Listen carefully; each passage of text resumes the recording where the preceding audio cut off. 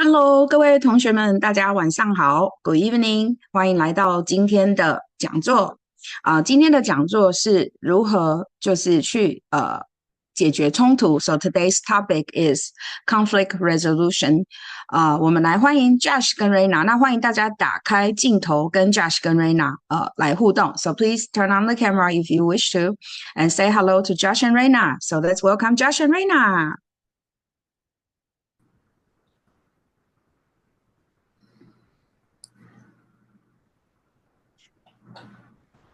Yeah. Good afternoon, everyone. Thank you, Anne. Happy to see everyone. It's a beautiful evening, morning here. Aw, cute. Very cute kitty. Thank you for showing the book. But before we begin anything, may we scan all of you?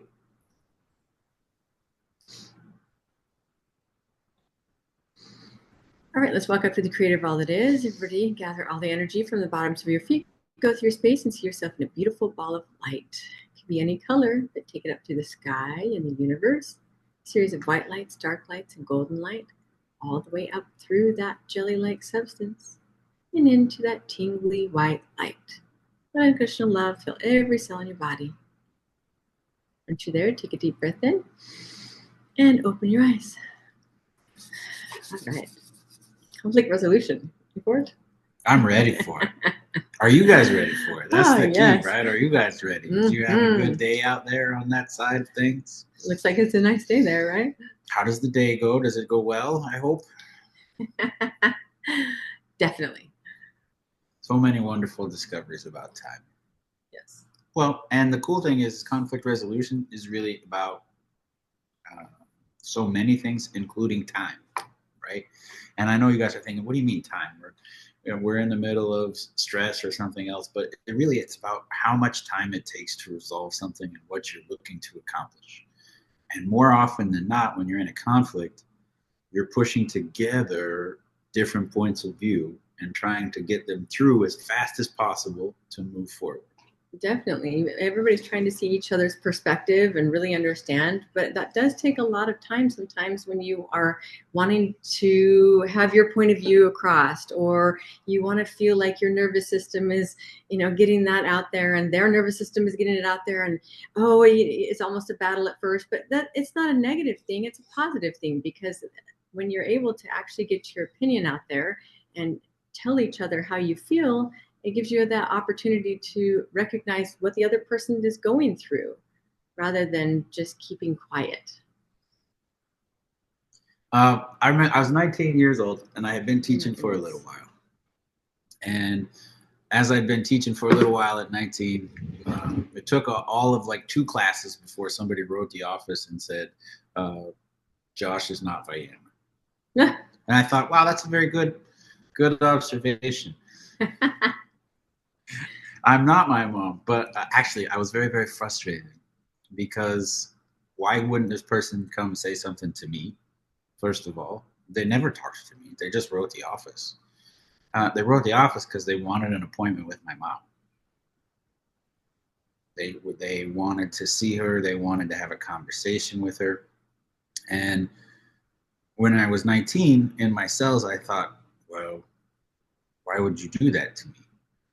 As I started to do belief work and move forward in life, and things happened, and we've been through all kinds of stories and all kinds of moments and all kinds of places, you start to realize who you are. And when you have a really strong center, you realize most of the time people aren't doing anything towards you. No, a lot of times it just has everything to do with what's going on underneath the surface and what things are happening, bubbling underneath, coming up and going, hey, this is how I really feel. And if you hear the conflicts and things that people bring up, and the reason we say it's about their perspective is because it is. Really, that's just what's going on within them. They're not trying to point fingers at somebody else or saying that they're wrong. They're just saying, this is what's going on within me. So all these different things that you know and you see and they're trying to accomplish for a very clear reason to them. It makes sense. The pressure of their life and what needs to be done and what's going on, even the person closest to you. If you're fighting to the person that's closest to you in your life and all of a sudden there's conflict, it really probably doesn't have much to do with you. In fact, it probably has to do with them being comfortable enough to talk to you and be the outlet for everything. Because when you talk about conflict, you talk about resolution, conversation you are going to have is, where do you even feel comfortable expressing that you're conflicted or that you feel stress?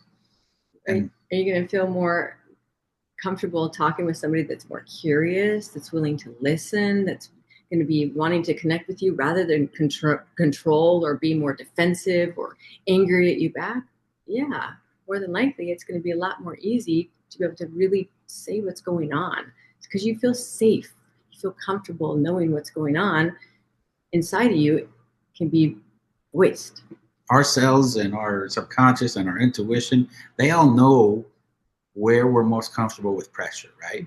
And the thing is that most of the time we learn and we program ourselves to have conflict only if we can get through the conflict without destroying all kinds of stuff, right? And sometimes we'll destroy the things that are probably most important to us with conflict from a million other sources because it's easier, because we can voice it there, because we don't feel the same pressure or the same even level of judgment that we would feel if we went back to certain sources.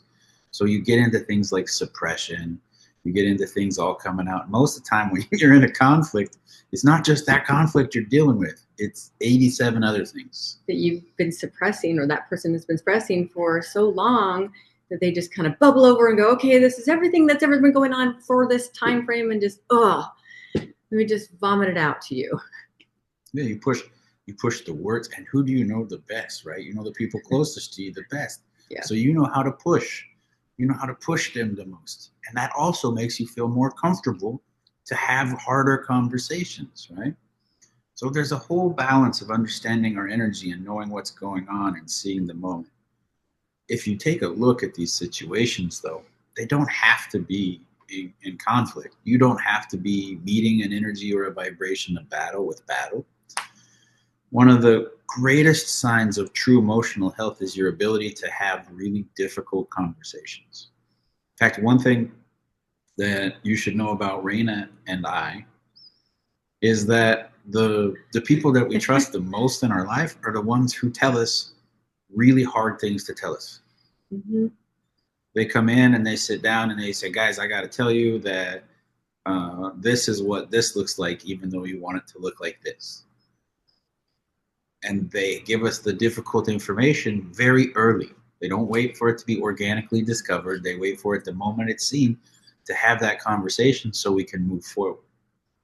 And part of the reason that they can do that is because they know that we're going to process it. Even though it may be uncomfortable in the moment in time to be hearing such things, because it can be conflictive, it's a good thing because they're able to trust and you're able to trust them, and that synergy that you have between each other really allows that relationship to blossom. It becomes more bonding. It helps you understand not only you, but them, because they're able to communicate and feel like they are being heard.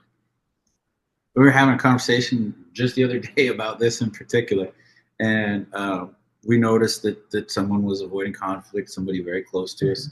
And I asked them, I said, why are you avoiding the conflict? Like, what are you afraid is going to happen here? Like, they broke something and they didn't want to tell someone, right?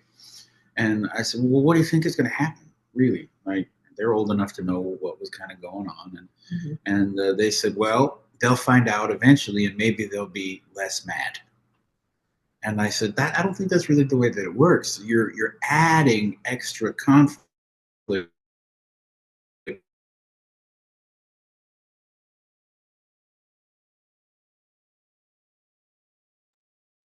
老师冻住了，等老师回来。OK。You know they're going to be hurt. I said, yes, that's already happened. It's already broken.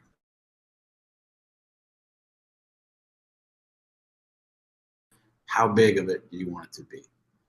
And if you can be really clear and concise and get through it, then it's done. You move behind. You can allow it to move behind you, and you can move forward. And the more things you can put behind you and move forward, the less stress you're going to have building up. The longer you wait, the more questions come up to be asked. But sometimes, as when we're growing up, or experiences we've had, conflict can be something they've experienced with a disconnect or in a negative light where it's become a problem and really they lose friends, or they have had times and moments where it hasn't come out advantageous, where it's great and things work out and resolutions and solutions actually happen. And in that moment, that person had gone back in their cells and had that type of experience and was reenacting it because that's what they had been used to. And so learning new things and being able to work through any types of beliefs or restrictions or patterns that we've gone through before help us to really move forward in that. And being able to have that conversation probably wasn't very easy, but it definitely helped all parties move forward to understand how to have solutions in a better way. Conflict doesn't go away just because you don't look at it that day. And when you do look at conflict, there's a way to kind of see things and understand the timing of it, right? Like if somebody's having a terrible day and they've already been told 15 things that are conflictory and they're thinking about themselves and they're overwhelmed, probably not the best time to add an extra one. No. In fact, in the family, we're sort of in charge of calling my mom anytime something is happening that is outside of the scope plan. The outside scope of the plan, right? So if a horse has something happen or something happens, usually our phone rings and somebody says, what's going on? They don't say what's going on because they want us to fix it. They say what's going on because they want us to help bring the message through. There's a phrase that is used quite regularly, and it's a very popular thing about being a messenger. The messenger always gets in trouble, right? It's not the person who did the thing, it's the person who tells you about the thing. That's what conflict is all about. Is the person standing in front of you communicating things, causing the friction. And the reason the messenger gets in trouble is because they're the energy in front of you that's bringing the friction. Not the action that was done before, not something else. And so a lot of people, ourselves in life, we get afraid of being the messenger. We get afraid of being our own messenger. Mm-hmm. We're afraid of communicating ourselves in different times, in different places, and different opportunities because of what's going to happen. So when we get these phone calls, there's usually a discussion about how to approach it or what to approach it. And then you got to think about your audience. All communication is about your audience. Conflict is the same way. Who's your audience? And what do they respond to, right? So if you know the person that you're talking to, you're going to know how to push a button. Mm-hmm. And you're going to know how to not push a button. Whether or not that button needs to be pushed because there should be a little extra release of a perspective is unique to each moment. And none of those emotions are bad. None of them. In the spectrum of emotions, there's not a single bad emotion. They can all be used to good things when you know how to use them. Conflict is one of those things where you need to know how to use as many of emotions as possible to connect to your audience, to know what they're going to hear from each perspective and vibration that you're giving. There are times in this world where people will not listen unless you say something in anger, or because they're programmed to hear it that way. If you're crying, some people cannot hear unless a person cries so much that they can actually hear you. It takes sometimes getting down to the part where you're just let everything out and be vulnerable and say, this is really hurting my feelings and this is why. That's the only way that they can hear you. And that's okay. That's why he's saying the different spectrums of emotions, sometimes knowing what your party needs in front of you in order for them to connect, to understand how to resolve whatever the solution is. Yeah, we have a whole bunch of different people that we work with. And sometimes when we're working with young teenage boys, there's lots of chemicals everywhere and lots of aggression, and they'll kind of amp that aggression up. So there's been more than one time that to stop them and make them realize what they're doing, our voice goes really high or really deep and lets them know that they need to knock it off. But only for just a short spout and then come back with lots of love. Say, it's okay, but stop. Even that was done with love. And they'll come up afterwards and say, why are you angry? And I'll say, what makes you think we were angry?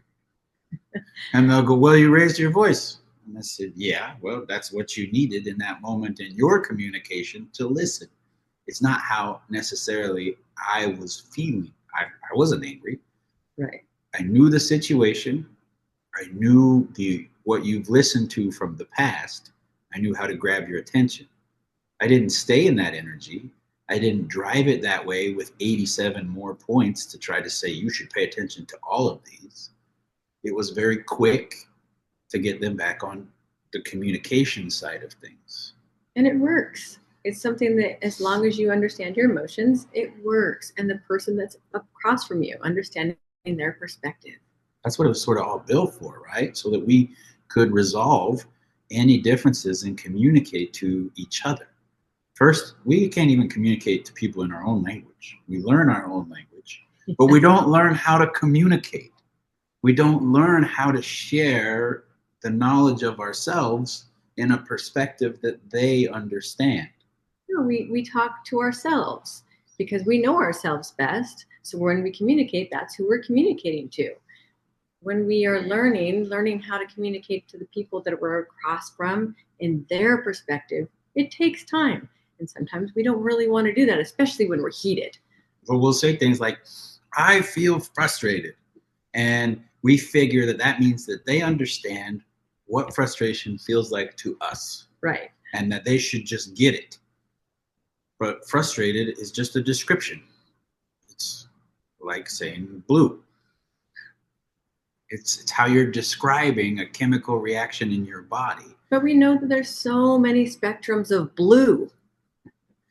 Yeah, and so many unique ways to view them or use them or connect with them. And none of that's being said. We're not taught that. In fact, we're taught oftentimes to try to give the shortest, quickest, easiest answer to end something, rather than communicate ourselves or our depth or our needs in that moment. Sometimes because whether it's from ancestors or things that have been passed down or things that we've experienced in our past that allow us to actually not give the full spectrum of how we're feeling. So we just give that quick snippet of what it is and think that that's going to be interpreted from our lens. One of the biggest problems in my entire life came from conflict. Not having conflict, but not wanting to create conflict for other people. Mm-hmm. So I would go through events and people would say, what happened? And I would say, well, stuff happened. And then just let it go so that it didn't cause more conflict or problems into the next issue or the next part of life and then the next, because it was just easier just to say, something happened, don't worry about it. Yeah, the thing that I was most afraid of was not my story being communicated. What I was most afraid of was my story making it so someone else was seen bad. Mm-hmm. So if I said, this happened to me from this person, I didn't want that person's story or that person's perspective to be less than. I didn't want them showing up, going and hearing, oh no, somebody else told me that this is the truth and you're wrong. Because that's what happens a lot from perspectives of life, right? We get a lot of times where we get told, oh, that's not what happened. This is what happened. And we go, it did? Right, because we all see things differently, just like we see the color blue. We feel everything different. Eyewitness testimony is not a scientifically based thing because it can vary based off of what's going on in your day. Evidentiary, it's weak evidence of a universal truth. But as they're discovering more and more, every energy affects different things. Okay, they sent out 2 satellites to measure different things in space. And one satellite comes back with a calculation using the same computer components, the same everything. One comes back with a calculation of one specific way, and that is an absolute in science's mind for years. And then 20 years go by, and another satellite goes out to do the same thing. It has faster microchips, but it's using the same math, the same programs. The only thing that's different is it has different components. And it came up with an entirely different lens of what it was viewing and calculating. It looked at it differently. And it had a whole bunch of space, NASA, science people baffled. It still has them baffled, because now they're finding out that even machines might record information slightly differently, which of course we already know. I mean, we teach data healing, right? We're all part of the planes of existence, and every cell stores and creates the memory, right? We've all had that phone or that computer that is supposed to work, but it just doesn't work. Everything's lined up the way that it's supposed to be, but it just doesn't work the same as something else. It's because none of these energy signatures are all 100% repeatably the same over and over and over and over. And definitely not us, not our third and fifth plane bodies connecting to things. In fact, we say this all the time, and there's mountains of evidence about it, but you would be different if you cloned yourself exactly the same right now and put yourself next to yourself, just sitting here listening to us talk. You would be different version of yourself, two different versions of yourself, right? This is what the whole multiverse thing and all the different things about it going on came from, them understanding that there are different connections, there are different places, there are different things, and we're constantly changing. Well, because you'd be learning a whole different, seeing a whole different perspective. One could be hearing Josh's voice, one could be hearing my voice, and totally hearing two different ways, because two different vibrations, two different experiences, even though you're sitting here. Just two people on the screen right now are getting two different understandings of what's going on. You're taking it into your life, and you can write it down, and it can look the same, and you can even have written some of the same words. But the interpretation into you is going to be different. And people who learn at a young age what people are asking can give it to them in school, right? You learn what people are asking. You get that side of communication. Oftentimes, the other side of communication and conflict resolution isn't developed. Okay, you can take and use all that learning and do what people ask you to do, but you can't communicate what you need back on the other side. That's part of how some of the systems were set up. Because you're taught do, not talk, not communicate. Even though even the smallest thing in your cells that you're communicating, picking up a pen and being frustrated, is different than picking up a pen and being happy. When you put the pen back down, the next person gets to feel. Right. You get to choose. It's just like when you sit on a chair or you try on some clothing and you wonder, why does this feel so different to me today? This, I don't know if I like this. I'm not going to wear this today. And you wonder why. Perhaps the last time that you wore it, you didn't have the energy with which you feel today. It wasn't happy. Maybe it was sad. Maybe you were angry. Maybe whatever it was. And now it carries that energy. Doesn't mean you can't change it. You can. It just means that you picked up on it. You're intuitive. Yeah. Internal conflict, external conflict, it's all there for a reason. And that reason is to show you the energy that you're creating and moving with in different moments, right? What you want to do with it, and to let you know the most powerful thing that we have, which is our choice. Once you know and understand what you're communicating, what you're doing, you're choosing. And I know we say choice a lot, and everybody goes, well, we don't have a choice. This is what we have to do. But you do have a choice. You don't like what might happen if you choose something different. That's a consequence. Mm-hmm. One of our conversations that we've had quite regularly is there's lots of young adults around us turning 18 years old, 19 years old, 20 years old, 16. They're all at this age where they talk about choice and freedom and wanting their space. Which is great. That they should want that. And that's great. And they create a lot of conflict saying, I don't have any of these things. And we have a conversation that says, if you want those things, you have to take the other side of that. And they said, what do you mean? And I said, responsibility. Choice comes with responsibility. And accountability. Conflict is about responsibly navigating a moment for yourself and people around you, for knowing how that is going to affect you and how it's going to affect them, and then accepting the choice that we're putting into a moment. Mm-hmm. Us as one and them as another. Because in those moments, You're choosing and they're choosing. And both of you can shift in energy. You can shift in energy. You can try different forms of communication. But if you're not very comfortable with who you are, it's hard to communicate it in more than one way because you're still discovering it. So it's hard to take a sentence and go, how will they hear it? What are they hearing? Because you're still doing that. You're hearing the sentence. You're trying to figure it out. So a lot of times we get pulled away from authenticity. We get pulled away from that responsibility, which we think is a bad, heavy word, which it isn't.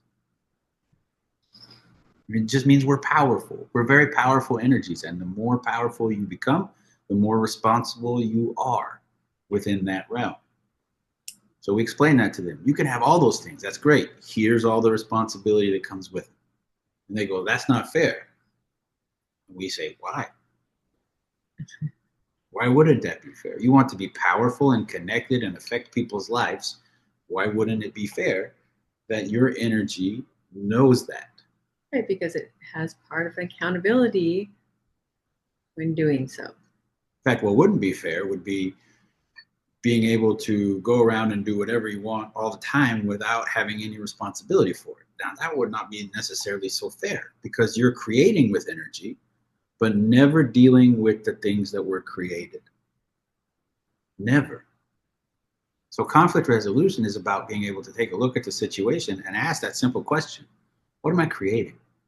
What is this moment creating? And what's it going to take to do so? And can I hear other person's perspective when doing so and really come to a solution together? In fact, when we do different conflict resolution things, no matter what they are, we look for about 1 million different solutions. Yes. And within those 1 million different solutions, we sort out which ones from one side we'll listen to and which ones the other side might listen to. Because what you're looking for is a communication bridge to help them see each other. You're looking for something that is maybe they didn't know that they might concede to start to bend to see the other person. And that's some of the best things that you get to do when you have that type of conflict resolution. You get to grow and learn, not only about yourself, but the other person, and really just come together. So as you kind of take that knowledge and you move forward, you get the opportunity to do so many different things. And on your journey, every day when you wake up, if you feel that conflict within yourself, connect to the seventh plane. Okay, there's no extra conflict there. It's just energy and knowledge. Run your little test that you learned in UN Creator class that says, is this a seventh plane energy? Does it sound like pure love? Then look at the situation from that perspective, from just love. Because when you look at a situation from that perspective, more times than not, it's not just, this is the only way forward, period. And there are times when there's only one way. Things have been pushed to the brink and you have to trust love. But most of the time, lots of ways through the situation for yourself and lots of ways through the situation for them, and then embrace that. Okay, you guys know future reading is one of my favorite things. And what's one of your favorite things? Because I like to see all the different things that can happen, right? And this is part of the reason why. Because within all these conflicts, within all this frustration, you see where you're going and you can make a choice. And just the ability to know that you made a choice and you move forward and you don't get stuck is huge in the progression of what you can create within a day, within an hour even, right? If you can move through things and go, I'm not afraid of failing, because there's no failure. Not everybody wins, there's no failure. But there's always something to gain, always a progression forward, always information that's going in a certain direction. When you know yourself, you start to kind of cultivate always winning, which doesn't mean. It means learning and growing in the moment rather than winning. Yeah. You can take it and go, all right, I'm going to improve. These are the things I learned. This is what I gained. And this is what I gained. And when it comes down to those moments, you have to realize what you're working on, what you're working towards. You have to realize the things that You might change. And we love knowledge. We love growth. We're always changing, and we're always seeking more knowledge. We're always trying to learn more and more and more and more. Usually, when we reach one place, we want to teach that to other people and move to another place while we're doing. So that's sort of how we're built. And in conflict is actually how most energies are built. You're actually built to progress through multiple things and create and grow and create and grow. And we make a choice from our ancestors or from other times and places or from conflict around us to let that stop us. So can we give you some downloads that you know that you can create and grow and be able to do it and share it with other people without feeling like you have to hold yourself back or down in order to stay in a place that's comfortable?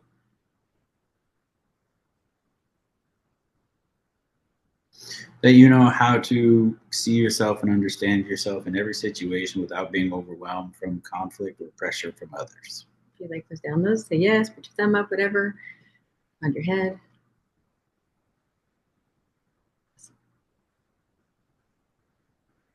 Thank you so much, you guys. It's been fun today. Do you guys understand everything about conflict resolution and that you gained some knowledge today? Thank you, Anne, and thank you, Yael. We appreciate you. That was fun. Yeah, So could we take a group picture? Yeah. So Brenda's taking a picture. So 大家 please turn on your camera if you wish to, and then let's take a group picture together. Okay, 1, 2, 3. Oops, one more. Yeah, one more. That didn't go well. Okay, let's do one. Okay, 1, 2, 3.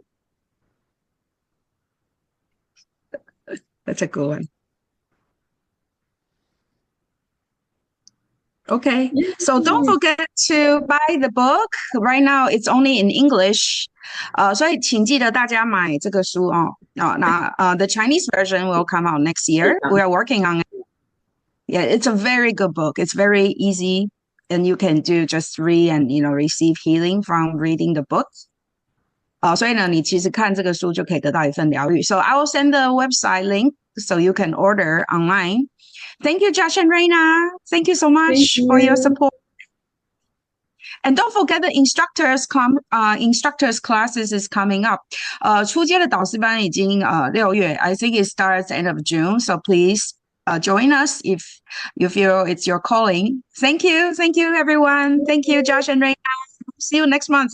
And my cell phone broke, so I will text you later. This is my son's phone. Yeah, so I'll text you later. Bye bye. Bye everyone. 谢谢大家. Thank you everyone.